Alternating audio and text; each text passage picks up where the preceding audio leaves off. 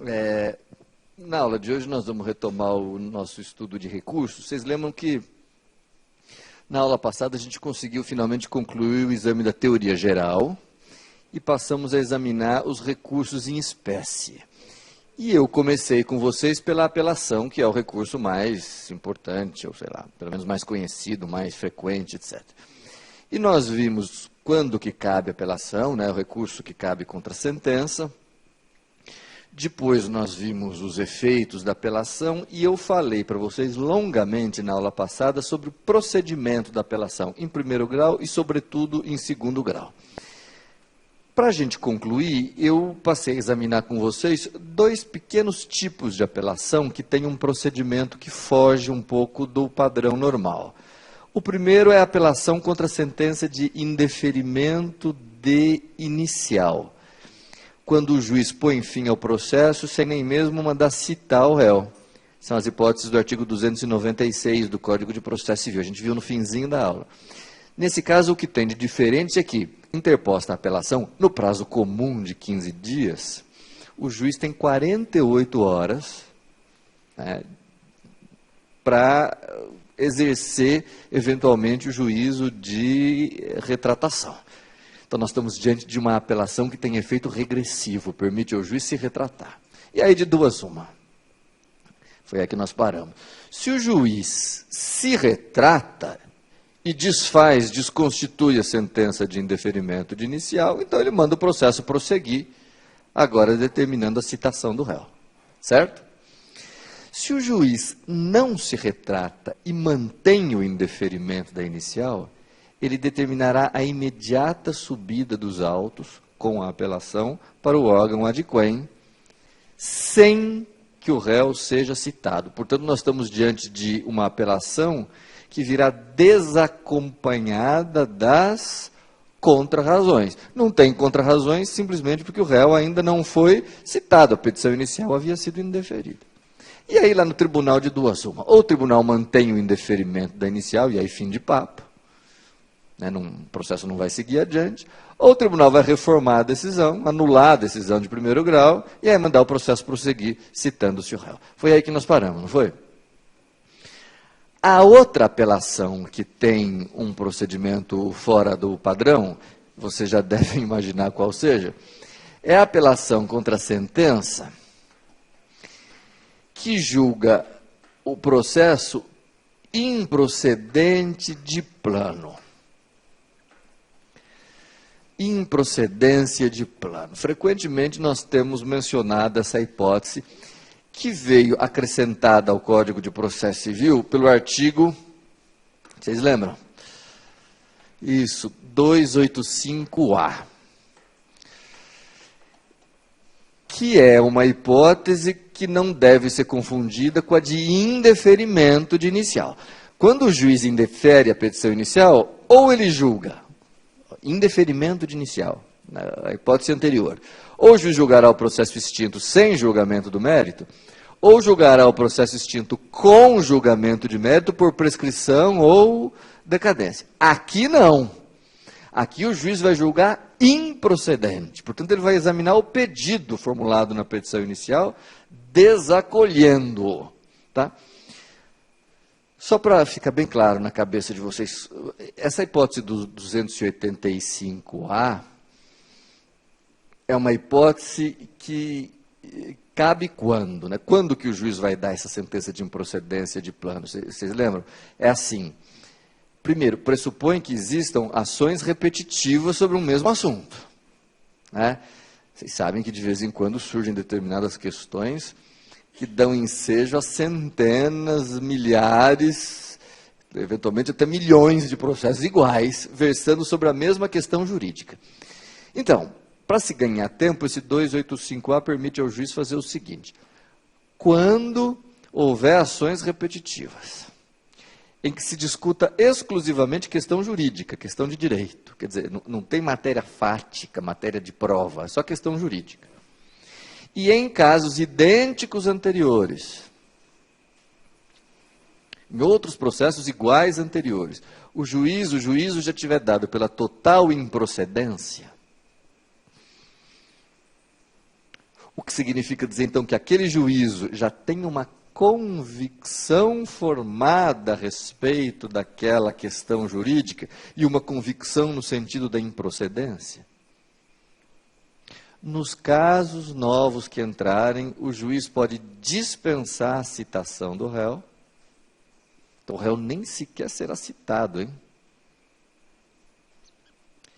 E o juiz pode, então, reiterar a sentença proferida nos processos anteriores.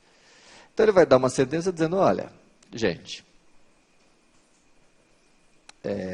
essa questão jurídica já foi objeto de processos anteriores aqui na vara. E eu, nos processos tais e tais, decididos anteriormente, entendi já que essa questão jurídica é improcedente, não dá para acolher isso.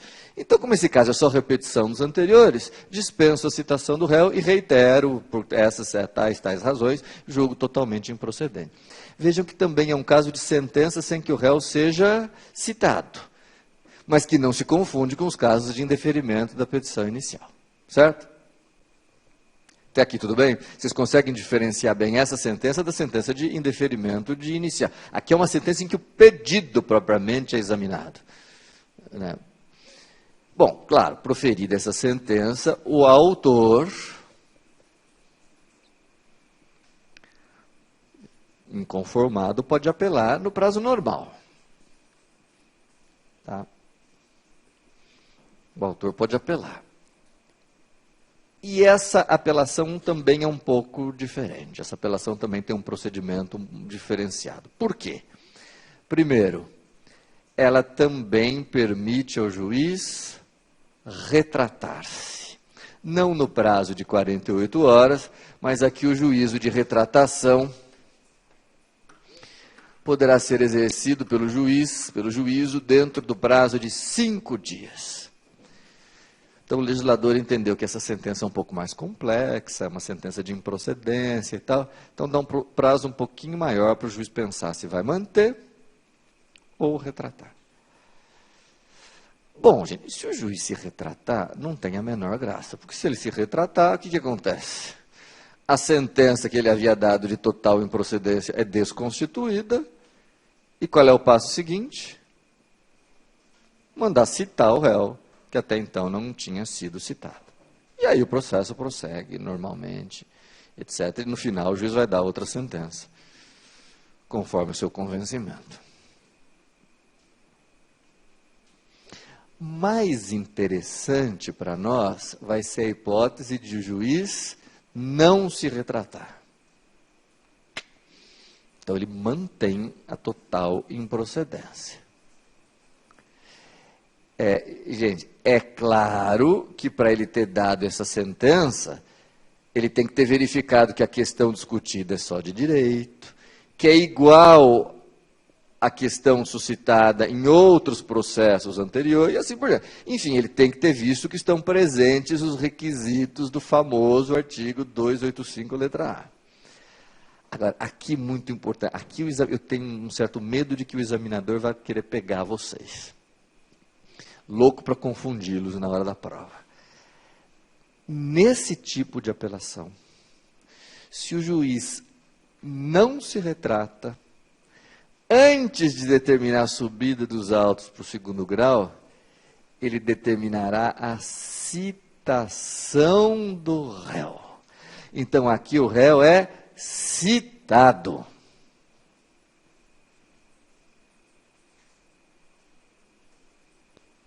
Citado. Diferentemente, é aqui que pode haver a pegadinha, diferentemente do que ocorre na apelação contra a sentença de indeferimento de inicial. Aqui o réu é citado.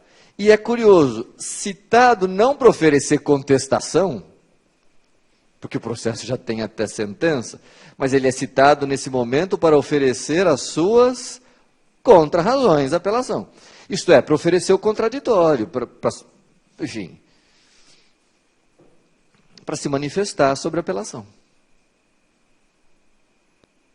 É claro que esse réu vai pedir ao tribunal que mantenha a sentença de total improcedência e vai ter oportunidade de oferecer os argumentos.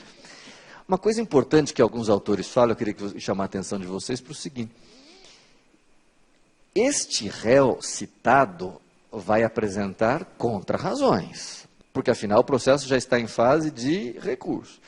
Mas percebam que são contrarrazões que quase que vão ter um conteúdo de verdadeira contestação, porque vai ser a primeira oportunidade que o réu vai ter no processo de se opor ao pedido inicial, de pedir ao juiz que mantenha a sentença, de oferecer os seus argumentos. É a primeira oportunidade de contraditório que o réu tem no processo. Então, o seu conteúdo, digamos assim, é semelhante ao de uma contestação, na qual ele poderá oferecer, apresentar todos os argumentos que ele queira oferecer, que ele queira apresentar. Não é? De tal maneira, então, isso é muito importante, que quando esse processo chega ao tribunal, o tribunal vai se defrontar com a apelação e contrarrazões. Portanto, com os dois lados da moeda. Né? E o que o tribunal pode fazer? Então, vamos só fazer um esquema, um pequeno resumo aqui. Aqui tinha a petição inicial. Vem o juiz e dá uma sentença de plano. O réu não foi citado ainda. Sentença de plano. Que, evidentemente, há de ser de total improcedência, né? A hipótese do artigo 285-A pressupõe uma sentença de total improcedência. O autor apela. Então, autor apela. O juiz tem oportunidade de se retratar no prazo de 5 dias. Se não se retrata, vem o réu e oferece as suas contrarrazões. E aí sobe para o tribunal. O que o tribunal pode... Quais são as opções, digamos? Quais são as alternativas para o tribunal? Primeira, agora muito importante, me ajudem aqui, senão... Primeira, todo mundo concorda que o tribunal pode decidir, ao julgar a apelação, de que o juiz de primeiro grau acertou. Portanto, que a matéria era mesmo de direito, que era uma questão repetitiva, e que era mesmo totalmente improcedente. Então, pode ser que a sentença seja mantida. Tá? Então, uma das possibilidades é o tribunal simplesmente negar provimento ao recurso. Claro que para isso,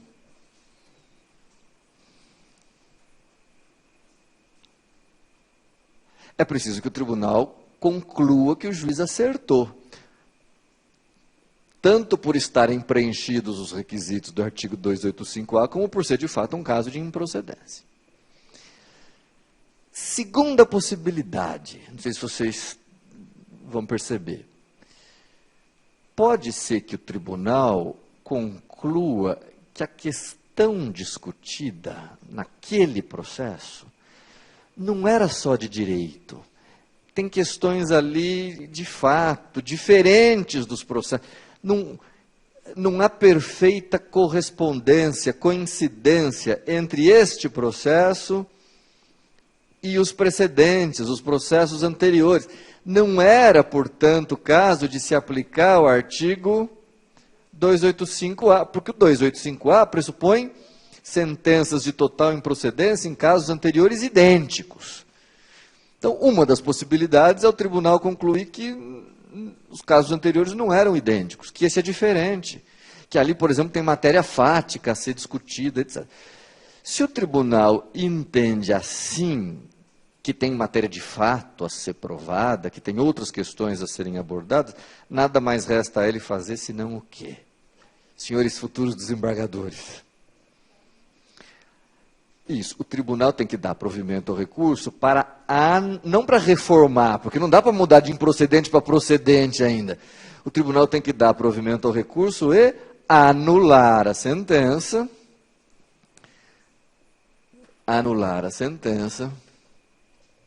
dizendo, olha, Não era caso de repetir a sentença dos processos anteriores, porque os casos não são iguais. Aqui tem questão fática, tem matéria diferente. Né?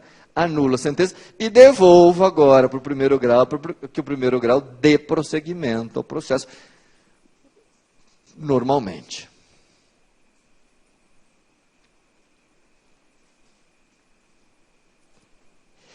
E aí, gente, se o tribunal fizer isso, vai precisar citar o réu? Não, porque o réu já terá sido citado. Mas agora o réu terá a oportunidade de oferecer a sua contestação, na qual pode ser até que ele se limite a repetir o que ele já havia dito nas contrarrazões, ou ele pode até acrescentar alguma coisa, se ele quiser. Não é? Agora, a hipótese mais interessante, vocês vejam que eu coloquei três cabinhos aqui, então falta uma. Qual é a terceira possibilidade?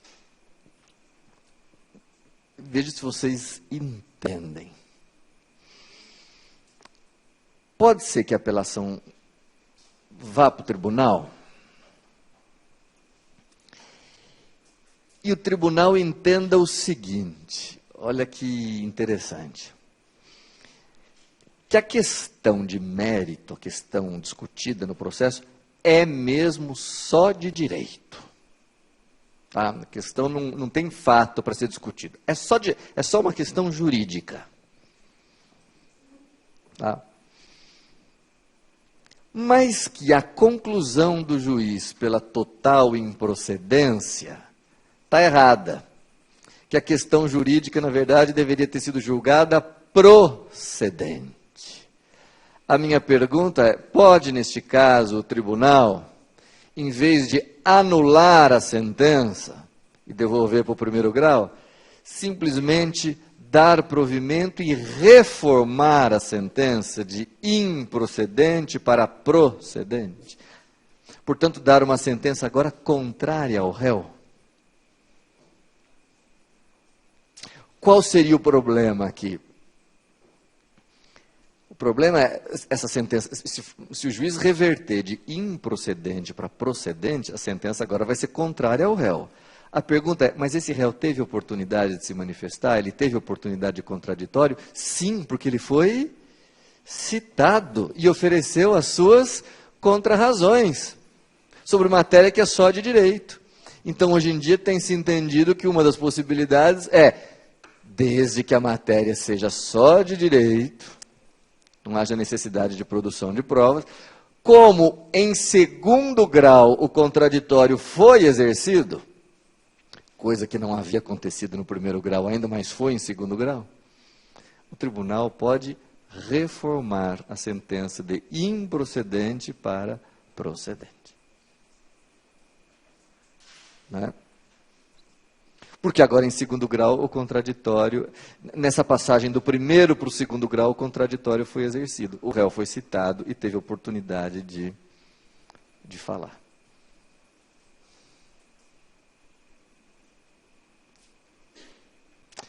Tá? Então, é interessante, né?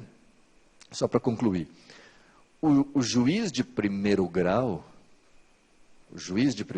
jamais pode julgar procedente de plano. Por que ele não pode julgar procedente de plano em primeiro grau? Porque o réu ainda não foi citado. Mas em segundo grau, o tribunal pode dar pela procedência. Porque da passagem do primeiro para o segundo grau, o réu é citado e tem oportunidade de se manifestar, com o que o contraditório fica assegurado. Então, vejam, é uma apelação com um procedimento bastante diferente do padrão. Tudo bem, gente? Isso é o que eu tinha ficado devendo para vocês da aula passada. A aula de hoje, que eu acho muito interessante, nós vamos tratar do segundo recurso, que é o recurso de agravo. Que é, nas pesquisas de opinião pública, o segundo recurso mais... Está em segundo lugar, como o recurso mais... Se não tiver em primeiro, viu? Entre os recursos, afinal de contas, o processo só tem uma sentença, mas o processo pode ter inúmeras decisões interlocutórias. Então, assim, nem sei se não é o primeiro recurso mais utilizado no nosso ordenamento jurídico. Agravo. Agravo. Bom, a gente pode... É complicado, porque hoje em dia... qual que é o problema do agravo? Vamos começar. A apelação é mais fácil de definir, porque a apelação é somente o recurso que cabe contra sentença. E sentença é um ato que só pode provir de primeiro grau. Vocês estão de acordo? Não existe sentença dada pelo Tribunal de Justiça ou pelos tribunais em geral. Sentença é ato de primeiro grau. Agravo, gente, é um recurso que, em primeiro grau, em primeira instância, cabe contra decisões interlocutórias. Em primeiro grau, cabe contra decisões interlocutórias. Isto é, contra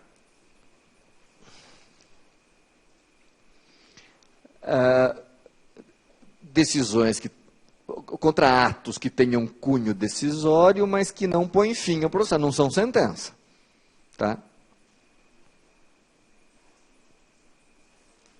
Então, assim, primeira hipótese de cabimento. Em primeiro grau, havendo decisão interlocutória, o recurso cabível é agravo. Mas o problema é que cabe agravo também nos tribunais. Né? Tribunais. Tanto nos tribunais de justiça e TRFs, quanto nos tribunais superiores. Em que hipótese cabe o agravo nos tribunais? Vamos pensar um pouquinho. Eu acho que, resumidamente, a gente pode dizer que em duas hipóteses. Tá? Então, vamos com calma. Em primeiro grau, é decisão interlocutória. Contra decisão interlocutória. Em tribunais, ele cabe, hoje em dia,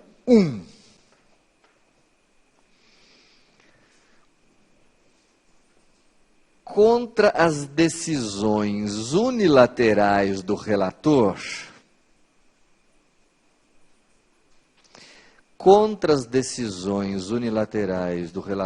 que, de plano,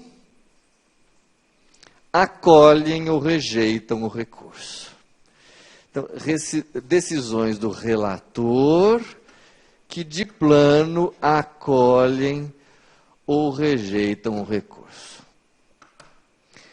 Para vocês, depois eu vou detalhar cada uma dessas hipóteses, mas só para vocês se lembrarem, na aula passada, eu fiz alusão a vocês àquele famoso artigo 557 do Código de Processo Civil. Artigo 557. É um artigo famoso que permite ao relator dos recursos, verificando que ele é manifestamente improcedente, inadmissível, contrário à súmula, rejeitá-lo de plano, o relator sozinho. Recebe o recurso, recebe uma apelação, por exemplo, verificando que ela é impertinente, o relator de plano já julga, rejeita liminarmente. Ou acolhe liminarmente, se verificar que ela é manifestamente procedente. Só que vejam, a apelação, ou os recursos em geral, deviam ser julgados pelo colegiado. Mas o artigo 557 dá ao relator o poder de, na canetada, com perdão da expressão, julgar de plano. Ora, contra essa decisão do relator unilateral, adivinhem que recurso cabe? Um determinado tipo, que nós vamos estudar daqui a pouco, de agravo. Agravo.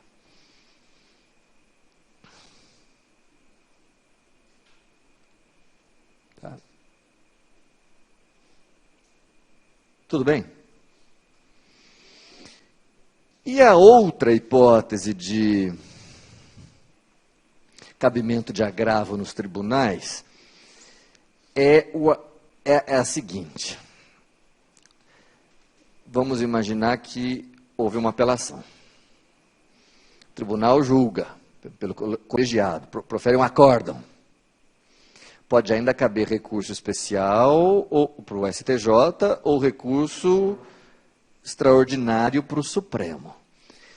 Esses dois recursos, o especial e o extraordinário, vamos falar disso longamente mais para frente, são interpostos onde? Direto em Brasília? Não, perante o tribunal de origem, perante o órgão AQO. Justamente porque compete a este tribunal AQO fazer um prévio juízo de admissibilidade. Geralmente o presidente ou vice-presidente do tribunal AQO é que faz o juízo de admissibilidade do recurso extraordinário e do recurso especial.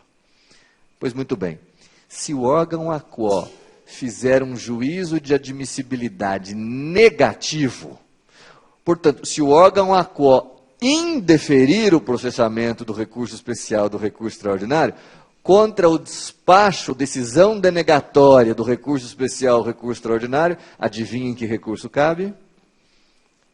Um tipo de agravo. Tá? Então, cabe também agravo contra decisão denegatória de recurso extraordinário ou recurso especial. Tá? Então, toda vez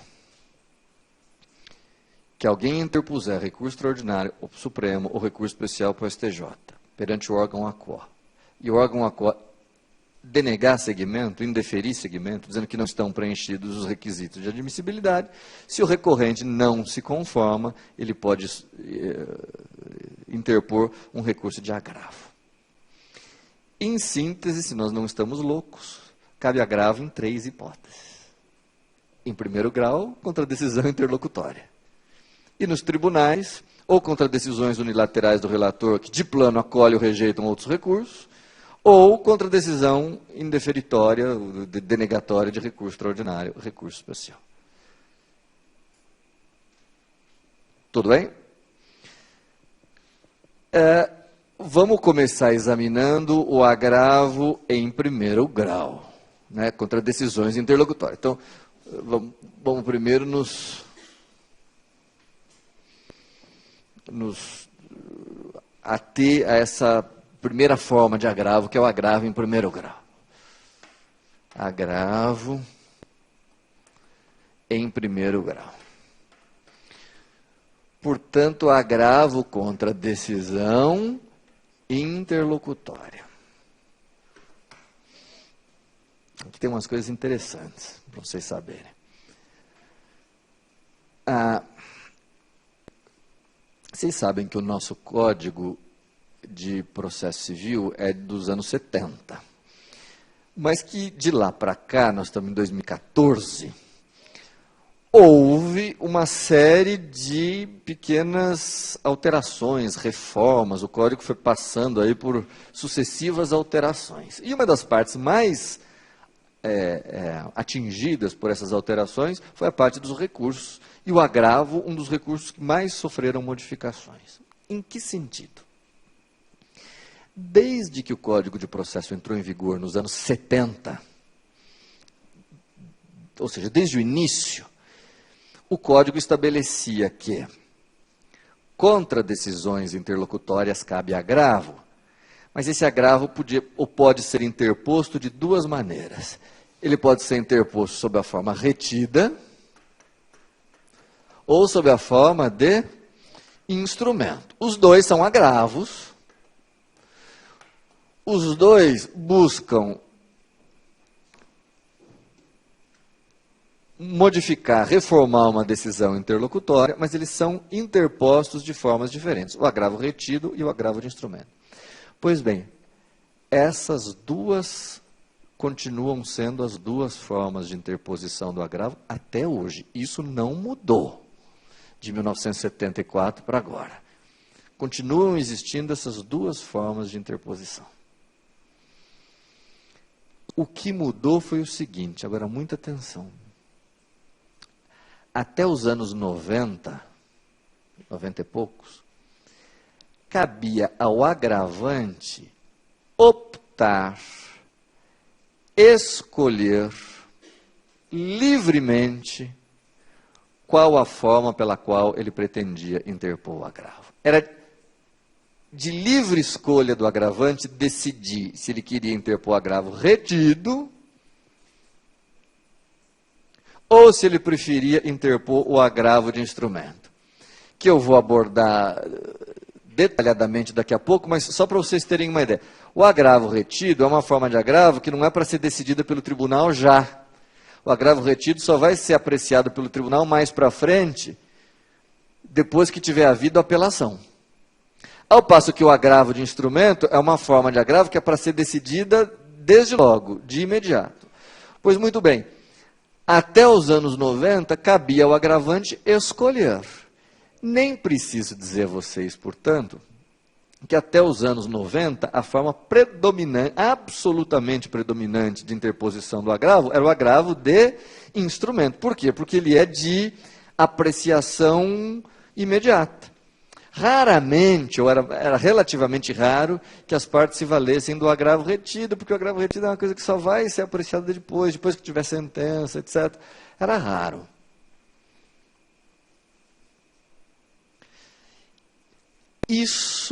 Essa livre escolha do agravante entre um tipo ou outro de agravo, não existe mais.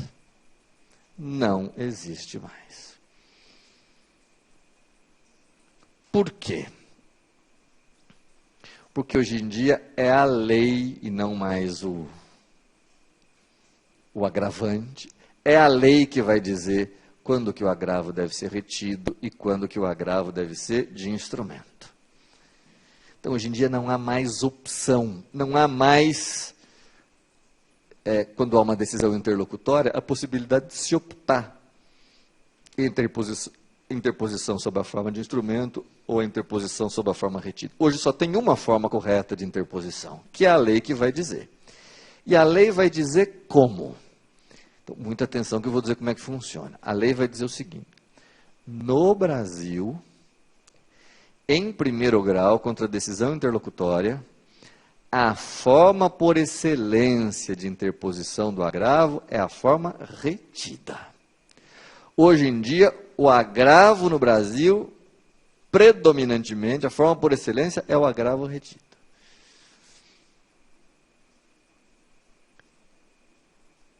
Professor, mas como é que a lei enumera quando que cabe o agravo retido? Não. Vocês não vão encontrar nenhum artigo dizendo quando cabe o agravo retido. Sabe o que a lei faz? Ela faz o contrário. A lei vai dizer que o agravo de instrumento é excepcional. A regra é o retido. O de instrumento é excepcional. E a lei, agora sim, vai enumerar as hipóteses. O que a lei faz é enumerar as hipóteses do agravo de instrumento. Então, vocês vão encontrar um rol no Código de Processo Civil, que no momento oportuno eu vou explicar, em que o agravo será de instrumento. Ora, como é que eu identifico, então, quais as formas cabíveis de agravo retido? Por exclusão. A lei enumera as hipóteses de cabimento de agravo. São poucas hipóteses. O que não se enquadrar naquele rol, naquela lista, é porque o agravo tem que ser retido. Não é?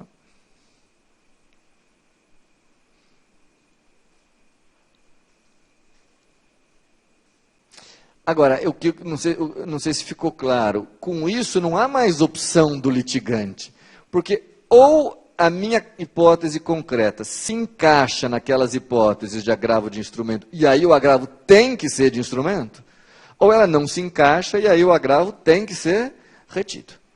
Tá? Como o rol de hipóteses de agravo de instrumento é um rol pequeno, isso significa que hoje em dia predomina amplamente a interposição sob a forma retida. É a forma retida que é a forma comum, que é a forma mais frequente de interposição do agravo. O de instrumento é excepcional. Feitas essas considerações, resta saber qual é a diferença, como é que funciona, né, o agravo retido, como é que funciona o agravo de instrumento. Tá? Então, agravo retido primeiro, forma retida. Bom, agravo retido.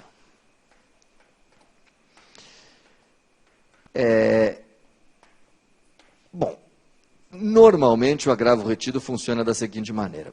Proferida uma decisão interlocutória no curso do processo, o agravo retido deve ser interposto sob a forma escrita, no prazo de... Qual é o prazo normal de agravo? 10 dias. Tá, então, o agravo retido deve ser interposto no prazo de 10 dias. 10 dias.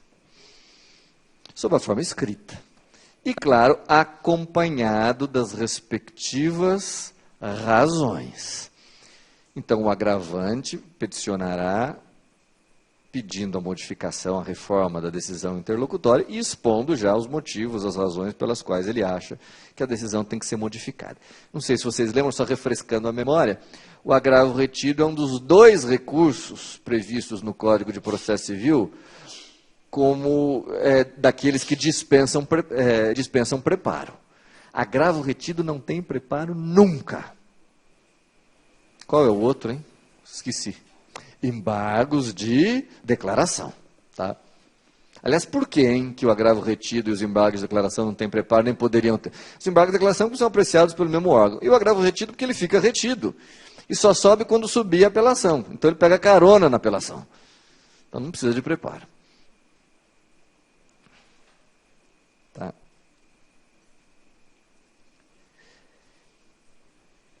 Apresentado o agravo retido, a parte contrária, o agravado, será intimado para já oferecer as suas contrarrazões, ou contraminuta, como vocês preferirem, também no prazo de 10 dias. Então, intimação do adversário para as contrarrazões no prazo de 10 dias. Tá? Uma coisa fundamental. O agravo retido, gente, é interposto onde, hein? O retido. Perante o órgão acuó. E ele é entranhado aos autos. Ele é juntado aos autos. Ele não é autuado nem em apenso, nem em apartado, nem em forma autos suplementares, nem nada. Ele é, como que a gente diz, juntado, entranhado mesmo aos autos do processo. Tanto o agravo retido quanto as contrarrazões.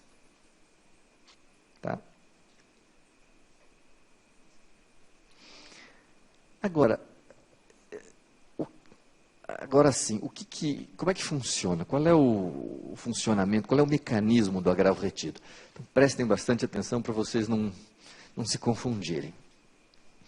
O que distingue o agravo retido do agravo de instrumento, o que caracteriza o agravo retido, é que ele é interposto em primeiro grau,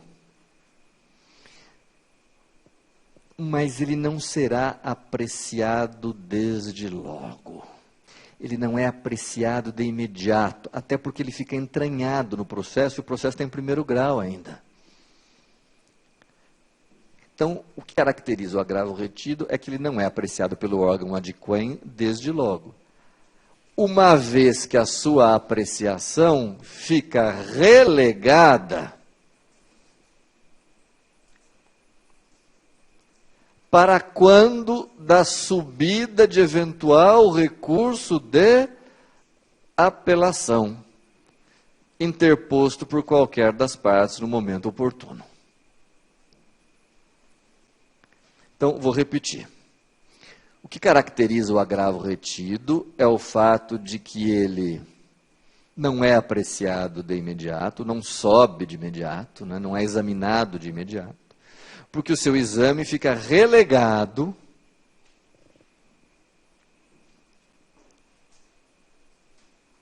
ao momento em que o processo for remetido ao tribunal para julgamento de apelação interposta por qualquer das partes.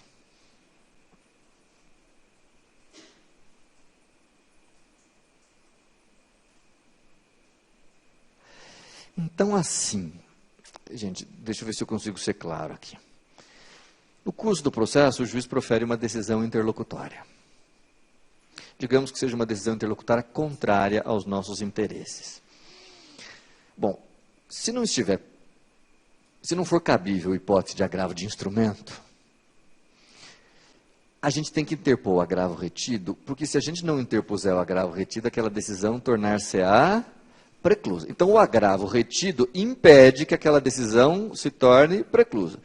No entanto, o que caracteriza o agravo retido é que ele fica ali, encravado no processo, retido no processo, mas não é examinado ainda perante o órgão adquém, porque o processo está correndo em primeiro grau. E esse recurso está entranhado ali dentro. Ele impede que a decisão se torne definitiva. Quer dizer, a decisão permanece pendente, mas não para apreciação imediata. Essa apreciação vai ser relegada para quando? Para quando o processo subir. E o processo só sobe se houver apelação de qualquer dos litigantes. Então, assim, quando os autos forem remetidos ao segundo grau para exame de apelação, aí é que o órgão adquém, aí é que o tribunal poderá examinar o agravo retido.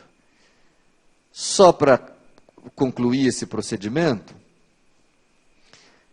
há, no entanto, uma regra fundamental que eu acho que todos vocês conhecem, que é a seguinte: não basta que haja apelação e remessa dos autos para segundo grau para que automaticamente o tribunal examine os agravos retidos interpostos no curso do processo. Existe uma condição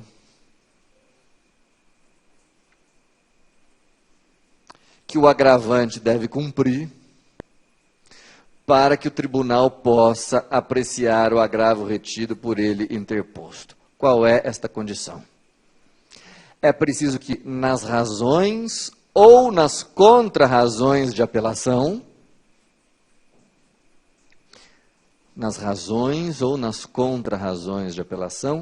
o agravante reitere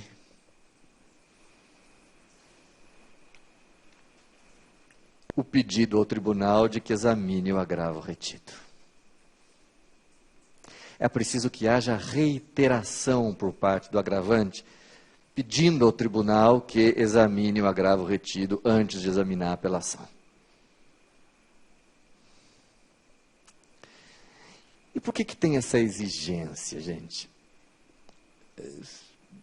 Eu sempre gosto que vocês entendam a lógica do processo. Por que será que tem essa exigência? Porque o agravo retido terá sido interposto antes da sentença, numa outra fase do processo. Ele não teve apreciação imediata. Pode ser que de lá para hoje, o agravante tenha perdido o interesse, não interesse mais a ele que o tribunal examine aquela questão. Se não interessa mais, basta que ele não a reitere. A falta de reiteração do agravo retido nas razões ou contrarrazões de apelação implica desistência tácita do recurso. Se ele não for reiterado nas razões ou contrarrazões, a falta de reiteração corresponde a uma desistência tácita. Ele tem que reiterar. Professor, como é que é essa reiteração? Não, dentro das razões ou das contrarrazões, ele põe lá, preliminarmente, requeiro a Vossas Excelências que apreciem aquele meu agravo retido lá atrás, reformando a decisão agravada, porque ainda me interessa, enfim. Pede, reitera, faz um pedido ao tribunal. Aí, então, subindo para o tribunal, antes de apreciar o objeto da apelação propriamente dita, o tribunal terá que examinar o agravo retido.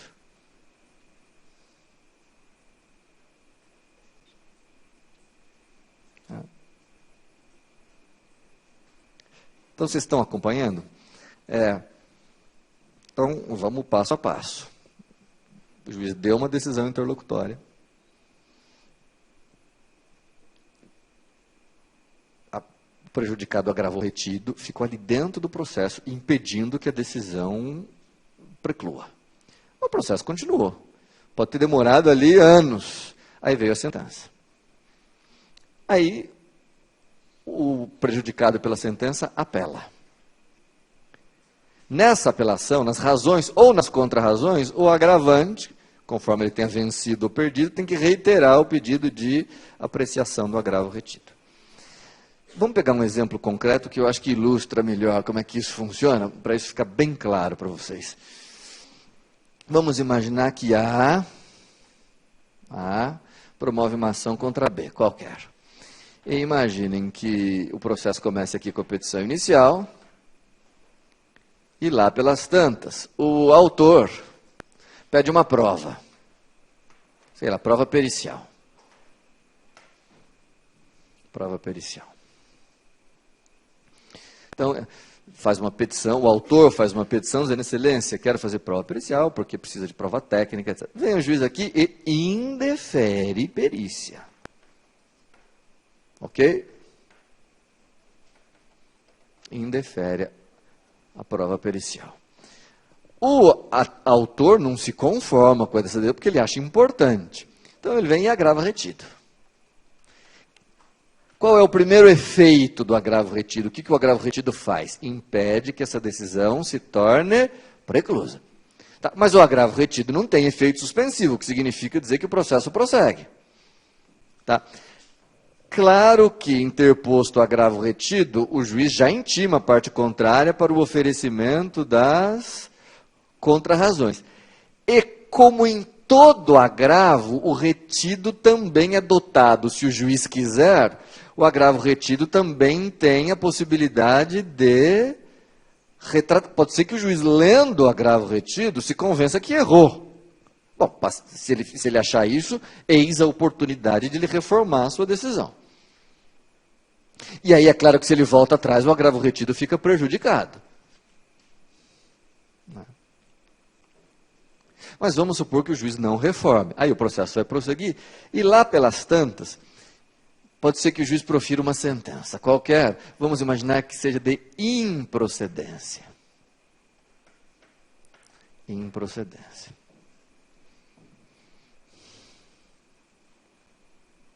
Tá? Agora me ajudem aqui. Não tenho medo de confundir. Se a sentença foi de improcedência, quem é que tem interesse de apelar? Bom, deixa eu falar uma coisa. Se ninguém apelar, essa sentença vai transitar em julgado e os agravos retidos todos terão ficado prejudicados. Se não houver apelação de ninguém, os agravos retidos todos morrem. Até porque a sentença daí transita em julgado.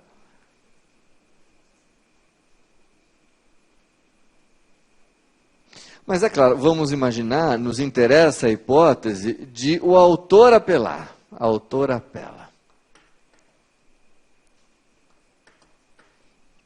O autor apela.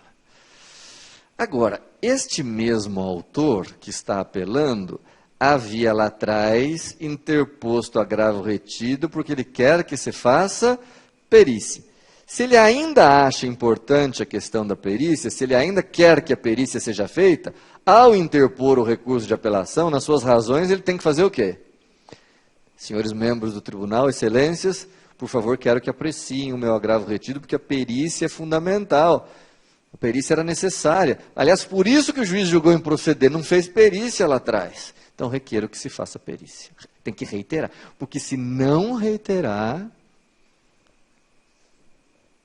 o tribunal reputará que houve desistência tácita e a questão da perícia passará a ficar preclusa. Será alcançada pela preclusão. Tudo bem? Agora, em havendo reiteração, o tribunal tem que apreciar. E o tribunal aprecia primeiro o que no seu acórdão? O agravo ou a apelação? É tudo num acórdão só, hein? Ele aprecia o agravo, até já estudou, quando há agravo e apelação pendentes, forçosamente o tribunal é obrigado a apreciar o agravo primeiro, o agravo retido. E aqui, gente, acompanhem o meu raciocínio. Se o tribunal nega provimento ao agravo, fica mantido o indeferimento da perícia, restando ao tribunal agora fazer o exame da apelação. Se o tribunal nega provimento ao agravo e mantém a decisão anterior, Resta agora ao tribunal examinar a apelação. Mas se o tribunal der provimento ao agravo retido, dizendo que a perícia era necessária, qual é a consequência disso para o processo? Veja, essa decisão aqui estava pendente, ela não está preclusa. Ela ficou viva aqui atrás. Se o tribunal der provimento ao agravo retido, dizendo que tinha que fazer perícia, todos os atos subsequentes, lembram-se, ficam prejudicados, perdem a eficácia, inclusive a sentença. O que significa que, ao acolher o agravo retido, dizendo que a perícia era necessária, o tribunal vai anular aquela sentença, mandar fazer perícia e o processo volta para a fase de perícia, com o que a apelação fica prejudicada.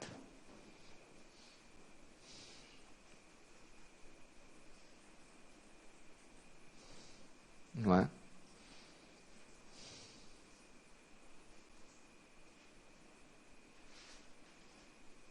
Tudo bem?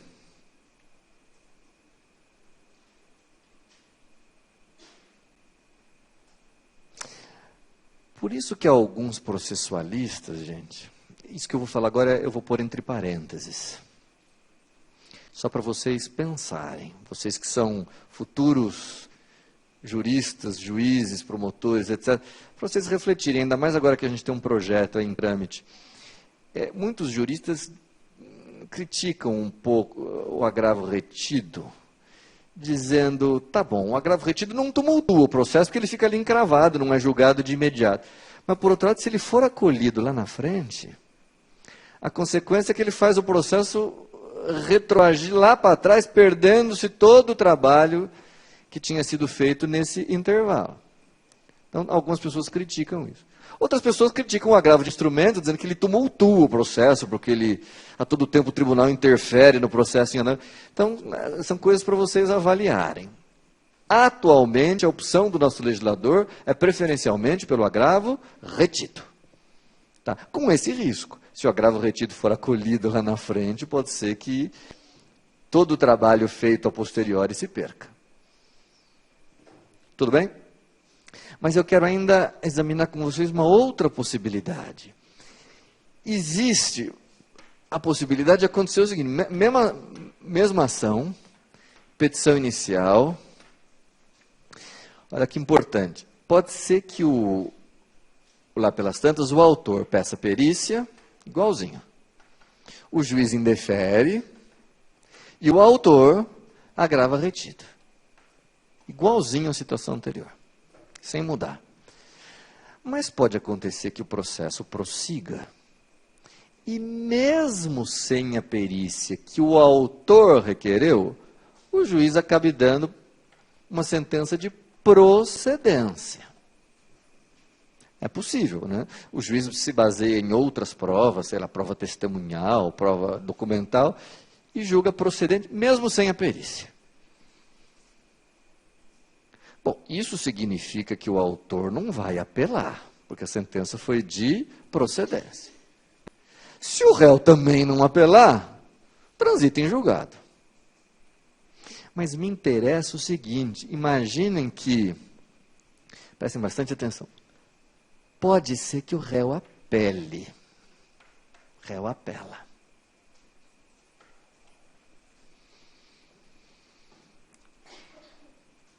Trazendo argumentos, trazendo fundamentos, para que o tribunal reverta de procedente para improcedente. Claro que o autor aí fica um pouco inseguro, porque há sempre o risco de que o tribunal acolha o recurso. Este autor, que pediu perícia aqui atrás, se quiser que o tribunal reexamine a questão da perícia, ele tem que fazer o seguinte, houve apelação do réu, a sentença foi de procedência, o réu apelou. Ele vai ser intimado para oferecer as suas... Ele vai ser intimado para oferecer as suas contrarrazões. Sabe o que ele pode pedir ao tribunal? Que examine o agravo retido que ele interpôs lá atrás. Portanto, ele pode reiterar o seu agravo retido nas contrarrazões de recurso. Como que dizendo ao tribunal, olha, se os senhores acharem que a prova não é suficiente e estiverem pensando em reverter o julgamento, quero que aprecie primeiro o meu pedido de prova pericial lá atrás.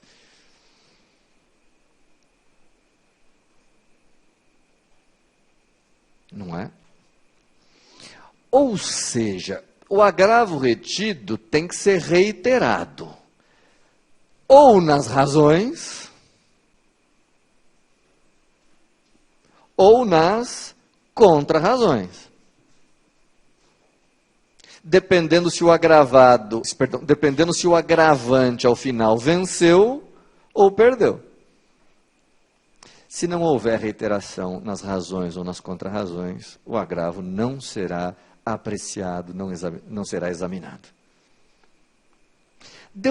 O mais importante para mim, deu para vocês entenderem a filosofia do agravo retido? Quer dizer, a ideia é a seguinte: o processo está correndo em primeiro grau, não vamos perturbá-lo. Deixa o juiz ir decidindo, deixa o processo ir correndo, deixa as águas rolarem no processo, sem que o tribunal interfira.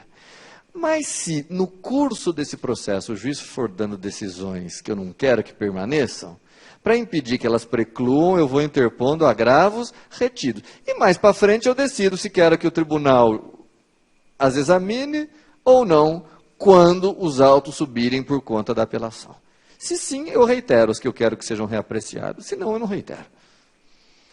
E aí o tribunal, quando for julgar, antes de julgar a apelação, como questão preliminar, examina os agravos retidos que tiverem sido reiterados. Não é difícil, né? Acho que a filosofia dele não é difícil. Antes de terminar o exame do agravo retido, eu só queria fazer uma última observação para vocês. Eu disse a vocês que o agravo retido é interposto por escrito e no prazo de 10 dias. Há, no entanto, uma hipótese em que o agravo retido tem um procedimento diferente deste que nós estudamos até agora, ou pelo menos em parte diferente. Que é o seguinte: dentro dos procedimentos, ao longo de um processo, existem vários atos que são para petição inicial, citação, contestação, audiência de tentativa de conciliação, colheita de provas.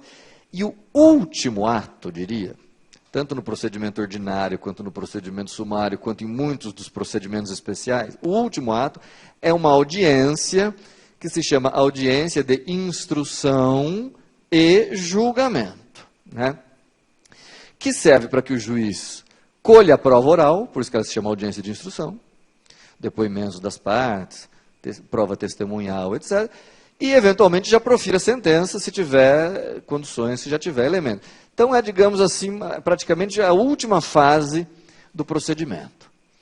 Pois, muito bem, se a decisão interlocutória for proferida na audiência de instrução e julgamento, não é em qualquer audiência, é na de instrução e julgamento,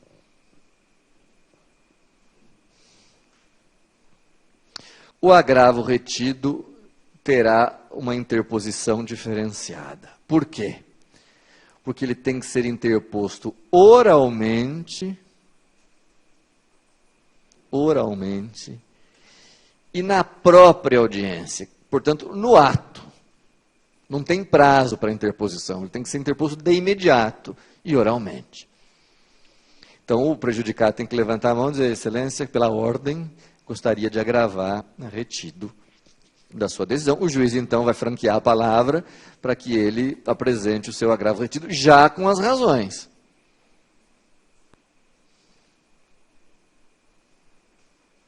Já com as razões. Oralmente ali. É claro que é apresentado oralmente, mas o escrevente, a pessoa ali responsável, acaba reduzindo a termo. E no mesmo ato, na mesma audiência, o juiz dá a palavra ao adversário ao agravado para que também oralmente ele ofereça as suas contrarrazões. Então, tanto as razões quanto as contrarrazões são apresentadas de imediato, oralmente, na audiência, se o agravo for contra a decisão interlocutória proferida em audiência de instrução e julgamento. Tomem cuidado, porque se a decisão for dada naquela audiência do 331, segue-se o procedimento normal dos 10 dias. O problema é se a decisão for proferida na audiência de instrução e julgamento. Aí é que a interposição tem que ser de imediato. O que significa dizer, senhores advogados, que vocês têm que ir preparados para a audiência. Porque se nela o juiz proferir qualquer decisão interlocutória, vocês têm que levar o código, ou levar alguma coisa ali para vocês já poderem interpor o agravo retido. Tá? Professor, mas eu sou tímido, eu não quero falar em audiência. Bom, então não vá fazer audiência. Subestabeleça para alguém que possa, na audiência, levantar o dedo e falar. Não é? E este agravo já tem que vir acompanhado das razões. Eu digo isso porque, na minha experiência própria, às vezes estou fazendo audiência de instrução, dou uma decisão, vou advogar, excelência, quero agravar retido. Pois não, toca a palavra. Interponho, agravo retido. Aí eu fico esperando, né? Doutor, né? Precisa das razões, por causa disso, quer a modificação da decisão por causa disso, daquilo, né? E assim por diante. Tá? Tudo bem? Tirando essa particularidade de que tem que ser interposto na audiência e oralmente, este é um agravo, daí para diante, é um agravo retido com procedimento padrão. O que significa dizer que ele fica ali encravado, impedindo que a decisão preclua, e só vai ser apreciado oportunamente se e quando houver recurso de apelação, e desde que venha a ser reiterado.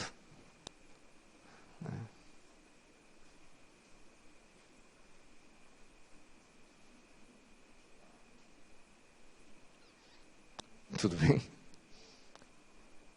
É isto.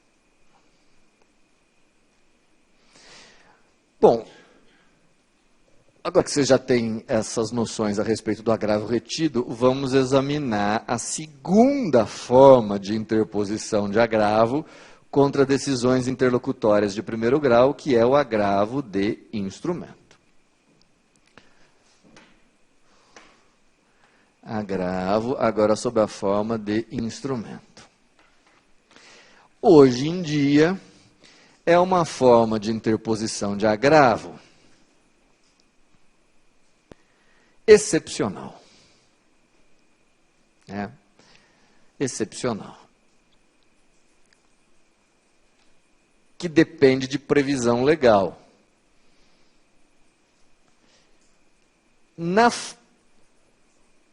Dá para a gente dizer assim, na fase de conhecimento, ele cabe em 3 hipóteses só. 3 hipóteses. Só é que vai caber o agravo de instrumento. Quais? A primeira é meio óbvia, assim. Vamos pensar. O agravo retido, gente, ele tem um problema. O agravo retido não é para reexame imediato, ele só vai ser reexaminado mais para frente. Então, qual será que seria a primeira hipótese, talvez a mais óbvia, de cabimento de agravo de instrumento, que é de apreciação imediata? Bom, o agravo de instrumento cabe em situações em que eventual demora possa trazer perigo de prejuízo irreparável ou de difícil reparação, né? Quando de eventual demora puder resultar prejuízo, perigo de prejuízo irreparável ou de difícil reparação.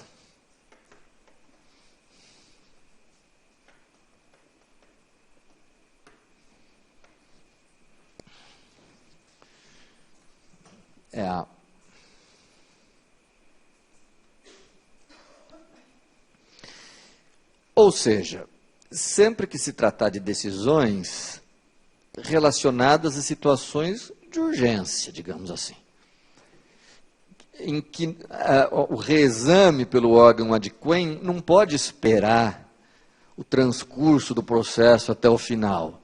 Né? São decisões que versam sobre situações urgentes, de emergência. Né?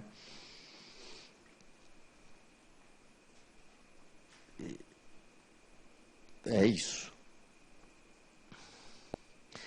A segunda situação é tão óbvia quanto, que cabe também agravo de instrumento das decisões do juiz que indefiram o processamento da apelação.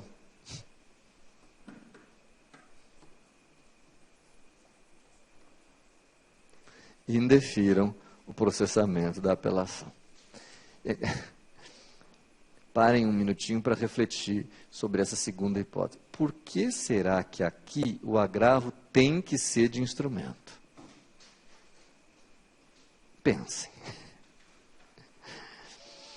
Só existem duas opções de agravo em primeiro grau. Se o agravo não for de instrumento, ele teria que ser retido. Só que o agravo retido é uma coisa que sobe junto com a apelação para ser reexaminado quando do julgamento da apelação.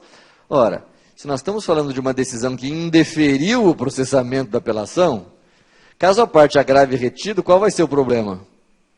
Como a apelação não vai subir porque ela foi indeferida, o agravo também não vai subir e morre tudo em primeiro grau. Não, aí o agravo tem que ser de instrumento.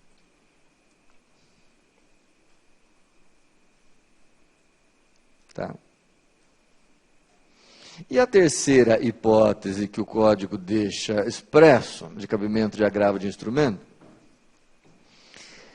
é contra a decisão que explicita, como a gente diz, que declara os efeitos em que a apelação é recebida. Efeitos da apelação. Então, vocês vejam só, vocês se lembram que cabe ao juízo de origem fazer um prévio juízo de admissibilidade da apelação, recebendo-a ou não. Se o juiz recebe a apelação, desse recebimento não cabe recurso. O problema é que, ao receber a apelação, o juiz ainda tem que dizer quais são os efeitos que ele atribui a esse recurso. Recebo no efeito suspensivo, ou recebo só no efeito devolutivo, tem efeito suspensivo, não tem, e assim por diante. Desse trecho da decisão, que versa sobre os efeitos que o juiz atribui à apelação, cabe agravo de instrumento. Tá?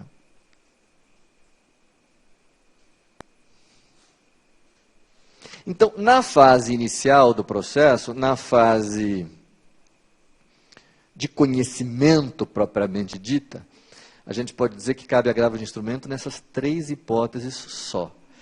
Não sei se vocês percebem, gente, olha aqui uma coisa importante. Dessas três aí, só tem uma hipótese em que há uma certa margem de avaliação pelo Poder Judiciário, que é a hipótese 1. Porque a hipótese 2 não traz margem de avaliação nenhuma. É uma hipótese bastante objetiva, contra a decisão que indefere o processamento da apelação. A hipótese número 3 também. Efeitos do recurso. É só na hipótese 1 que vai haver aí uma certa margem. Há perigo de prejuízo irreparável ou não há? É claro que o agravante, se ele quer interpor o agravo de instrumento, ele tem que sustentar que existe um perigo de prejuízo irreparável. Tá? E eis o momento de eu dizer uma coisa importante para vocês. Eu disse, no começo do nosso assunto de agravo, que o agravo pode ser retido de instrumento, mas que não há mais nenhuma discricionariedade, nenhuma opção do agravante entre um tipo ou outro. É a lei que define. Então o legislador, com muita sabedoria, vai dizer o seguinte: vamos imaginar que o agravante, sustentando que há risco de prejuízo, perigo de prejuízo irreparável, interpõe agravo de instrumento. Se valha do agravo de instrumento. Para isso ele tem que dizer que há perigo de prejuízo irreparável. Se chegar lá no tribunal e o relator no tribunal verificar que não existe esse risco, sabe o que o relator faz? Não é que o relator indefere o agravo de instrumento. Verificando que não há risco de prejuízo irreparável, o relator converte o agravo de instrumento em agravo retido. Então, verificando o relator que não estão presentes as hipóteses de agravo de instrumento, que não é caso de agravo de instrumento, que o caso em questão não se encaixa numa das hipóteses, ele converte em retido. Baixando, então, o agravo para o primeiro grau, para que ele fique retido nos autos. Tá? Eu vou falar disso mais para frente um pouco. Não quero me deter, por enquanto só estou querendo estudar com vocês os casos de cabimento do agravo. Então, já vimos 3. As 3 hipóteses que há no processo de conhecimento, que são perigo de prejuízo irreparável, indeferimento de apelação e efeitos. Haverá possibilidade de agravo de instrumento também em outras fases do processo. Na fase de liquidação, por exemplo, e na fase de execução. Vou lhes dar 2 exemplos, para não ficar estendendo muito. Contra a decisão do juiz que julga o processo, a fase de liquidação. Então, vamos imaginar que o juiz proferiu uma sentença ilíquida. Isto é, em que há a dívida, o juiz reconhece a dívida, mas ainda não pôde na sentença dizer qual é o quantum debeatur. Né? Então, se é assim, essa sentença tem que passar por uma fase de liquidação. Da decisão do juiz que julga a liquidação, cabe agravo de instrumento. Por que não pode ser retido? Porque não tem apelação. Não vai ter apelação aí. Né? Será que vocês conseguiriam lembrar um outro caso de agravo de instrumento? Sabe, um outro caso? Na fase de cumprimento de sentença. Cumprimento de sentença. Portanto, nós estamos falando de uma execução por título cumprimento de sentença. Execução por título judicial. Como é que o réu se defende hoje em dia? Não mais por embargos, mas por impugnação. Que tem natureza de incidente. Não é uma nova ação, não é um novo processo, é um incidente de impugnação.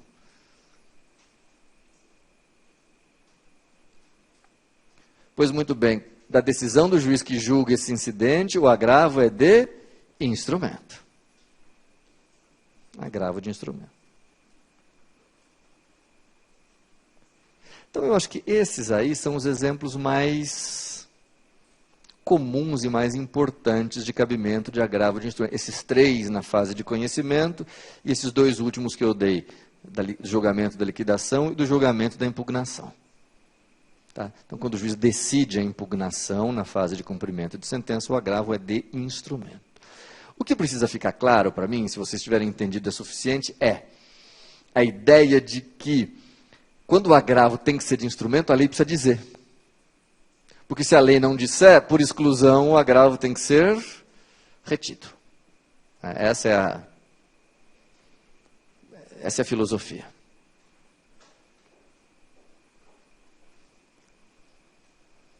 Professor, tá bom, entendi que a lei vem e diz quando cabe agravo de instrumento, você já deu as principais hipóteses e tal, mas qual é a diferença entre os 2 tipos de agravo? A diferença é que o agravo de instrumento é para ser decidido desde logo, de imediato, pelo órgão adquém. Não precisa se aguardar a sentença e eventual recurso de apelação mais para frente. Não. Ele é de exame de apreciação imediata.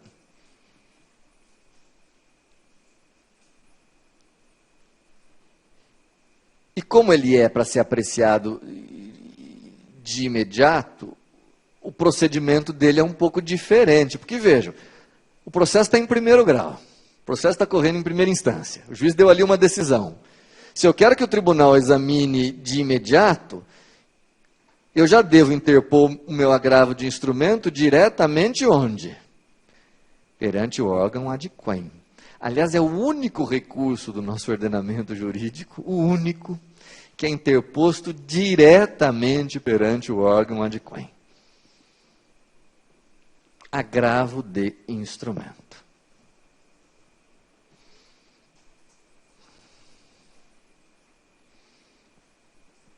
E mais, se o processo está em primeiro grau, e eu vou interpor o recurso perante o órgão ad quem, como é que eu faço para levar ao conhecimento do tribunal o que está se passando em primeira instância? Eu tenho que formar um instrumento, daí o nome agravo de instrumento, que é um expedientezinho com cópias do processo de primeiro grau, necessário para que o tribunal possa examinar a questão decidida em primeiro grau. Compreendem? Quer dizer, eu interponho o agravo diretamente no tribunal e tenho que trazer cópias para que se forme um pequeno instrumento que o tribunal possa ali decidir algo que foi decidido no processo que ainda está em primeira instância.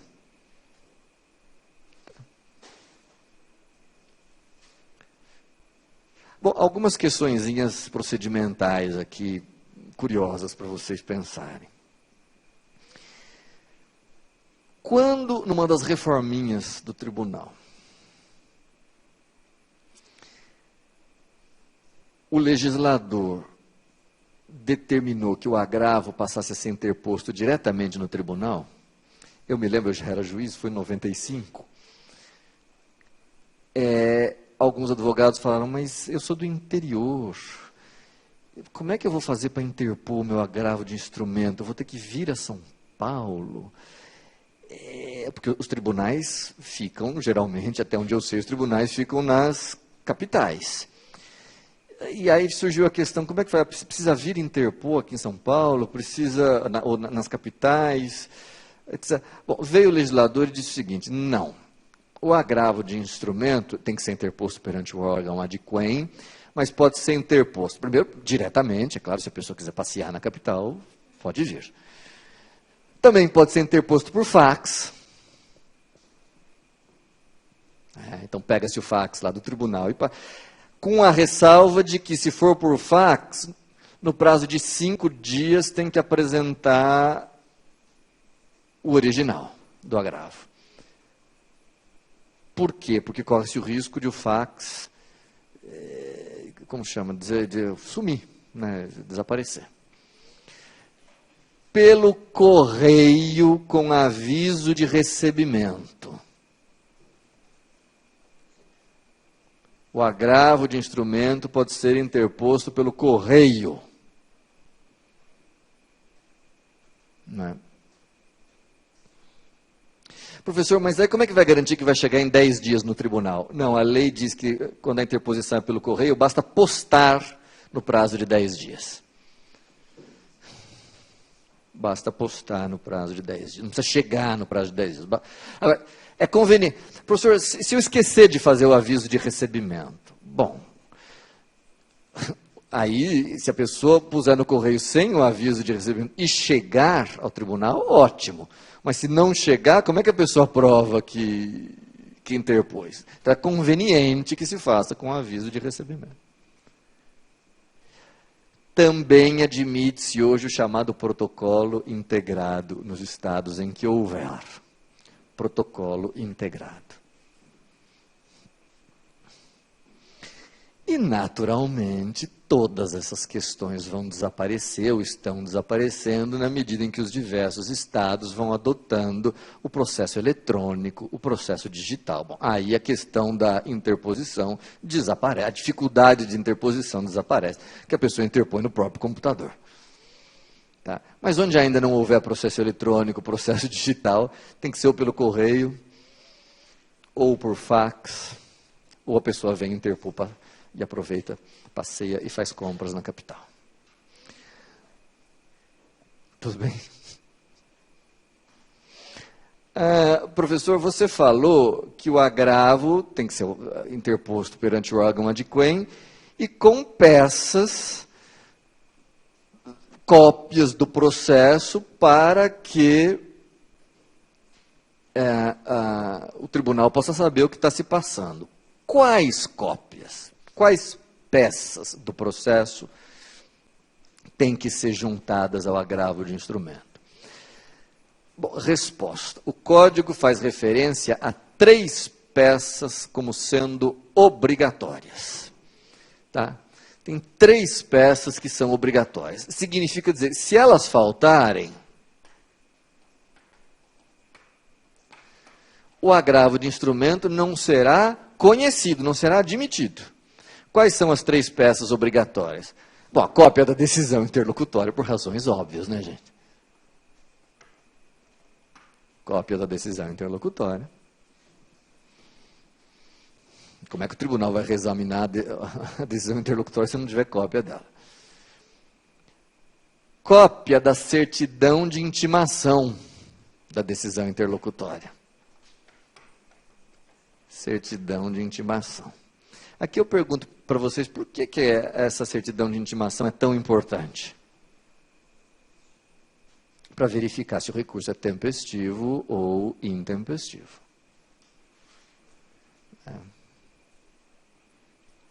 Porque a partir da intimação das partes que corre o prazo de 10 dias para o agravo. Então, e também a legislação considera como peça obrigatória a juntada das procurações de ambos os litigantes. Cópia das procurações. Não basta a procuração do agravante, hein? É a procuração do agravante e do agravado. Cópia da procuração. Agora,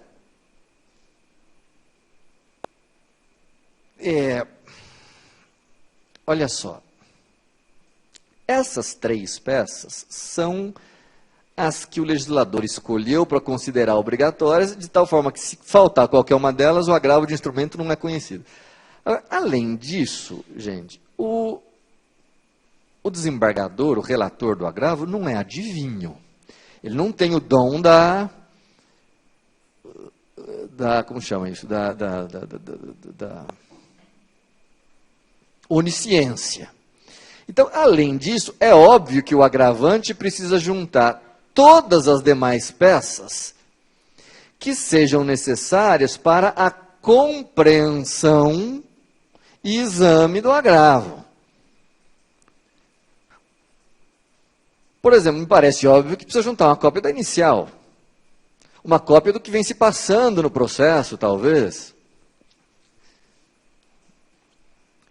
Porque se o relator não entender o que está se passando, ele vai dizer que o agravo não está suficientemente instruído e não vai conhecê-lo.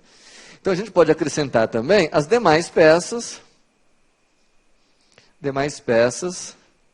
indispensáveis ao reexame da decisão.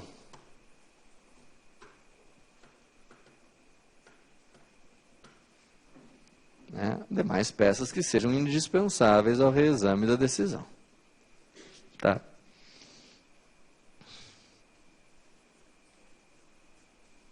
É claro que também, num certo futuro, aí essas questões vão acabar um tanto superadas com o processo eletrônico, né?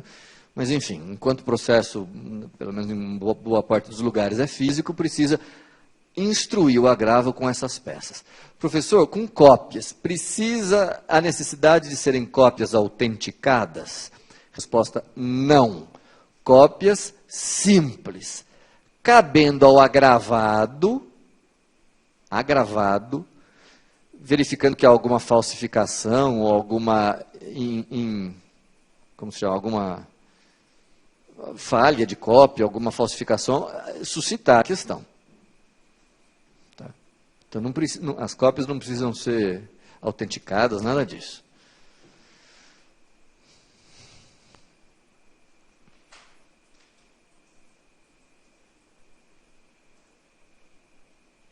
Então, o agravante apresenta perante o órgão adquém o seu agravo. no prazo de 10 dias, né, o prazo do agravo de instrumento é sempre de 10 dias, acompanhados dessas peças que eu mencionei a vocês, e lá no tribunal elas ganham uma capinha, formam um instrumento, né? Ganham lá um expedientezinho, formam um instrumento. E até aqui, tudo bem com o procedimento do agravo de instrumento? Qual é o passo seguinte, professor? O passo seguinte é a imediata nomeação escolha de um relator. Tá? O agravo também tem um relator, tal como a apelação. Então vai ser escolhido um relator, que vai ter um papel decisivo, fundamental, no processamento do agravo de instrumento. Tá?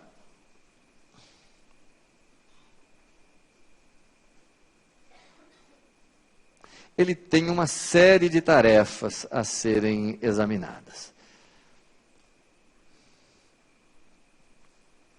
Tá? Eu já vou falar das funções e das tarefas do relator, deixa eu só falar uma coisinha antes que eu me esqueci. Que é, nós vimos que o agravante, então, tem que ter o seguinte cuidado, ele tem que interpor o agravo no prazo de 10 dias, verificar se há preparo. Na maioria dos estados do Brasil, o agravo de instrumento, ao contrário do retido, tem preparo.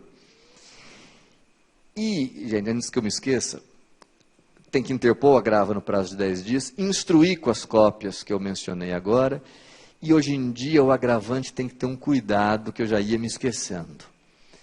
Qual? Interposto o agravo perante o órgão adquém, ele tem que, no prazo de 3 dias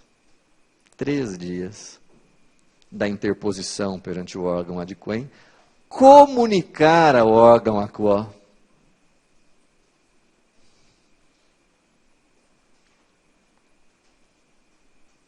esta interposição, juntando cópia do agravo. Porque, vejam, qual que é a finalidade dessa exigência? Pensem. Veja, o agravo de instrumento é interposto no tribunal. O juiz nem fica sabendo. Ora, vocês sabem que o agravo é dotado do chamado juízo de retratação. Se o juiz não souber, como é que ele vai poder exercer o juízo de retratação? Né? Então, no prazo de 3 dias a contar da interposição do agravo, o agravante comunica ao órgão aquó, ao juízo aquó, a interposição do agravo juntando cópia. Tá? Professor, qual é a consequência de isso não ser cumprido?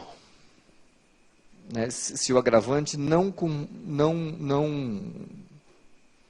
cumprir essa exigência, o que acontece com o agravo que ele interpôs perante o órgão adquém? Olha que interessante. Se o agravante omitir-se dessa sua obrigação, o tribunal não pode conhecer dessa omissão de ofício. O tribunal não pode, de ofício, tomar nenhuma providência. Cabe, adivinhem a quem, suscitar a questão perante o relator.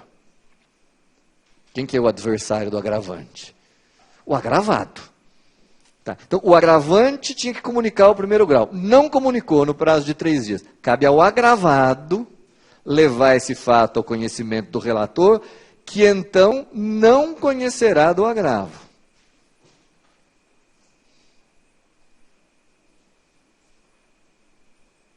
Mas só não conhecerá do agravo se a questão for suscitada pelo agravado. Olha quanta coisa que o advogado tem que lembrar. Tá? Então, assim, voltando para daí a gente falar do relator, rapidamente. Proferida a decisão interlocutória, no prazo de 10 dias, o agravante interpõe seu recurso perante o órgão adquém com as peças necessárias. E, interposto no prazo de 10 dias, tem 3 para comunicar perante o órgão aquó. Se comunicar, ótimo. Se não comunicar, cabe ao agravado suscitar o fato perante o relator, E se o relator verificar que de fato não foi cumprida a determinação, a obrigação, o relator não conhecerá do agravo. Sim? Tá. Então ele vai dizer, não conheço do agravo porque houve omissão no cumprimento da determinação legal. Bom, havendo a nomeação do relator, esse relator terá 6 tarefas, ou 6 poderes, ou 6 funções. Primeira, gente, nós vimos já um artigo famoso, o 557, que dá ao relator hoje em dia qual poder? Vimos hoje, na aula de hoje, para dizer que artigo 550, o que o relator pode fazer sempre que bate um recurso lá e ele examina o recurso? Se esse relator verifica que o recurso é manifestamente inadmissível, improcedente, descabido ou contrário à súmula, o relator pode, primeira atitude do relator, rejeitar ou também acolher unilateralmente o recurso.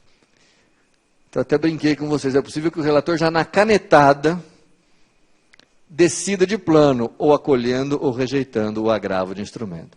Mas, professor, o agravo de instrumento não tem que ser decidido pelo colegiado? Em princípio, sim, mas o relator pode decidir unilateralmente. Só que vocês sabem, se o relator fizer isso, dessa decisão unilateralmente, contra a decisão unilateral do relator, cabe o quê? Um outro agravo, que nós vamos estudar no momento oportuno, mas é um agravo com prazo menor, agravo de 5 dias, que não tem nome. Uns chamam de agravo inominado, outros chamam simplesmente de agravo, outros carinhosamente chamam de agravinho, alguns falam em agravo regimental, porque às vezes o regimento interno prevê, enfim, agravo. Com cuidado de que ele tem um prazo menor.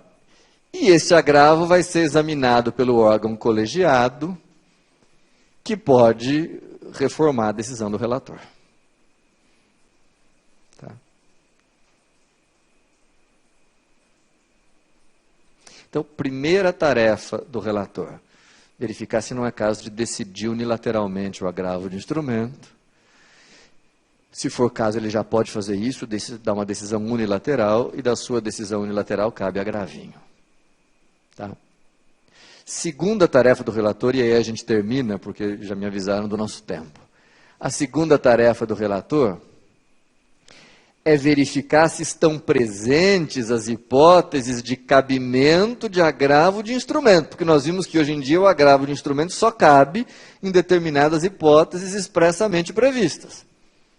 Se não couber, ele tem que verificar, ou ele tem que fazer a conversão, se for o caso, conversão, se caso, em agravo retido. Então, o relator pode dar uma decisão, naturalmente fundamentada, dizendo, olha, a pessoa agravou de instrumento aqui, mas não cabe agravo de instrumento nessa hipótese. Não estão presentes os requisitos do cabimento de agravo de instrumento. Isso tem que ser processado como agravo retido. É claro que se o relator fizer isso, ele tem que ordenar que o agravo seja remetido para primeiro grau, para que ele fique lá como agravo retido. Tudo bem? Só para terminar a aula, gente. Quem decide se mantém o agravo como de instrumento ou se converte para agravo retido é exclusivamente o relator. E pasmem vocês, o Código de Processo Civil atual é expresso. Da decisão do relator que converte o agravo de instrumento em agravo retido, não cabe recurso. Muitos processualistas têm criticado essa determinação legal. É evidente a razão dessa determinação. Dizer que essa decisão é recorrível significa dizer não pode mais interpor nenhum recurso, que se processe como retido. Imagina, e se houver mesmo uma situação de urgência? E se o relator se equivoca, dizendo que não há urgência, mas há? Como é que a parte fica? a solução que tem sido dada aí pela doutrina, numa situação como essas, nada mais restará fazer senão impetrar um mandado de segurança, que não é recurso, vocês sabem, é uma medida, é uma ação, mas que diante da situação de descabimento de qualquer outro recurso, vai ser a única solução, o único remédio possível, impetrar um mandado de segurança. Eu paro aqui, gente, porque não dá mais tempo. Na próxima aula a gente conclui as funções do relator e examinamos as demais espécies de agravo que ainda faltam, os agravos nos tribunais. A gente conclui isso na próxima aula. Até lá.